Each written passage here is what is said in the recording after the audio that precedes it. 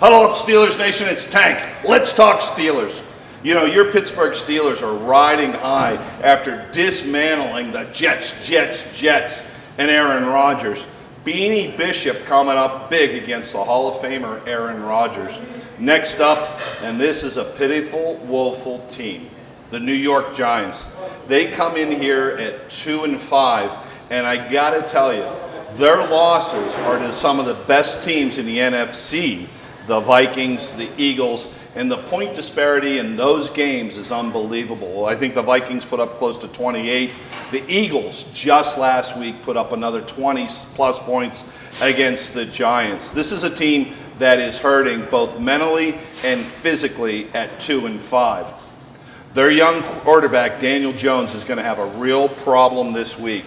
He got yanked in the fourth quarter last week against the Eagles, and now they're going to bring him to Pittsburgh for a Monday night matchup against your Pittsburgh Steelers and Mike Tomlin, who's 20-3 on Monday Night Football. So what can Mr. Young Jones expect?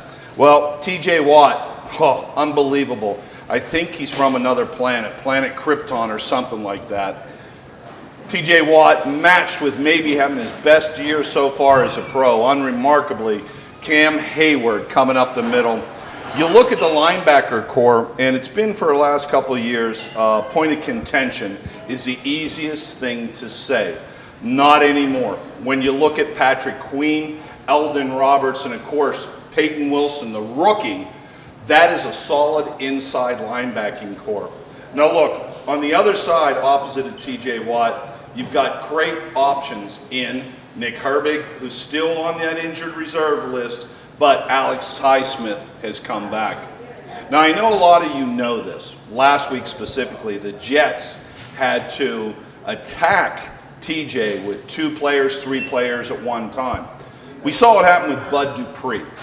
Bud Dupree, because of TJ's dominance, was able to, get a really good contract from the Tennessee Titans and monetize off the back of TJ Watt. Not saying Bud Dupree wasn't a great outside linebacker, but you're seeing that with Alex Smith and Herbig. But the thing that doesn't get recognized, and you're going to see Terrell Austin apply this week against that poor quarterback for the, I can't even call them Giants because they're about this tall right now, 2-5. What it also opens up when you're double teaming TJ, when you're even triple teaming TJ Watt, not only does it open up the other side, outside linebacker with Alex Highsmith, but it opens up blitz packages as well. You take that free safety, you can now bring them up the A-gap between the center and guard. You've got a myriad of stunts you can run on the front line with Cam Hayward, Loudermilk. So much upside for this potential with this defense on Monday night against the Giants. Let's talk about the Giants offensively, their performance so far this year. They're only averaging 14 points a game. That's their average. They've only put up a couple times 3 points, 10 points against this dominant Steelers defense. All right, let's talk about, your Steelers offense at this point. Are you happy with Russell Wilson's performance last week? Are you happy that Mike Tomlin went to Russell Wilson over Justin Fields? Look, you saw the rust on Russell Wilson last week for the first couple quarters. Look, he hasn't played since last December. Last December, he's coming off that, calf injury. I think he did a pretty solid job. This is a week that your Steelers offense can find their identity in Arthur Smith's offense. This is a week when Russell Wilson can show you what he's got, Steelers Nation. The best part for you, defensively, the Giants are hurting at outside linebacker. Brian Jones has a torn inside groin, and he continues to play. He continues to push through it. Look for the Steelers' running game this week to attack Jones and the other outside linebackers and get that edge rushing game going.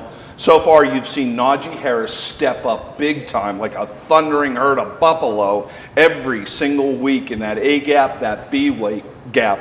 It's now time to find out what that edge is going to be like for your Pittsburgh Steelers. Certainly, you've got the speed with Jaylen Warren now that he is healthy. Now I want to talk about George Pickens. What do you do with a problem like George? He's got the upside potential. I always use the reference to Jerry Rice. Jerry Rice, perhaps the GOAT of wide receivers. Jerry Rice was known for his work ethic and more so being a team player. If George Pickens can get up to the level of a work ethic of Jerry Rice and become a team player, I think we'll all be visiting Canton, Ohio in about 15 years